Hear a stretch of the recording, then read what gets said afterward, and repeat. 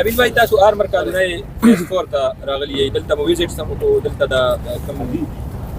کمپلکس چې جوړیږي دا غي افتتاح مو کا کلاریانو سره ملو شي نو خار کی سبوي ماشاءالله ډیر یو خ د زړه خوشاله دوه منظر د زړه خبره کوم دغه انډستری سره وابسته او یو حقیقت خبره ده زمونږ په دې انډستری کې خلکو ډیر زیات زمونږ عوام مایوسه کړي دي نو بیا چې نن مې ماشاءالله حاجي صاحب دا ډیولپمنټ او دا هر څه ولیدل نو زړه مې خوشحاله شو چې نه شته خلک اوس هم شته چې کم ډیلیور کوي او کم کارونه سرته رسوي نو الحمدلله یو ډیر ښه ایفرټس دی او خوشحالېږو ماشاءالله ډیر خوند یې وکړو دلته نوې های رائز چې کوم بلډنګ د دې افتتاح وشوه دنیا کې یو نوې رجحان دی دا صحیح دې حوالې سره بس پیغام ګوره های رائز چې کوم دی که نه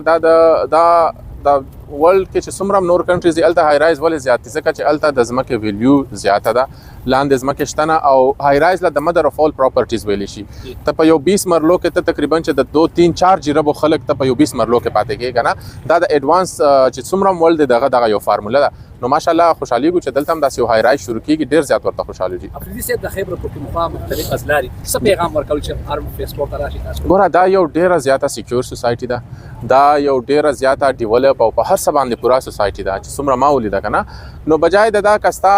یو زر خپل پلاټ په کار وي ستا خپل ته دا غواړې چې پلاټ هم میلاو شي او ډیولپمنټ هم پرې وکړم او کور هم پرې جوړ کړم او ماله بجلي مې او ماله ګیس هم وي او بیا حاجي صاحب چې ماله کم قیمتونه وښودل I don't think so په کې کې د دې نه ښه اپشن بل شته د چا سره چې څوک ابادېدل غواړي یو نوې ځای کې ځای باره څنګه ښه ځای دی ډېر ښایسته ځای دی یس افکورس ډېر زیات ښکلی ځای دی ایکسس هم ښه دی ګوره زه هر چېرته دا یو اګزامپل ورکوم که نه ته د ملک ریاض پروجیکټس وګوره ټول غرونه وو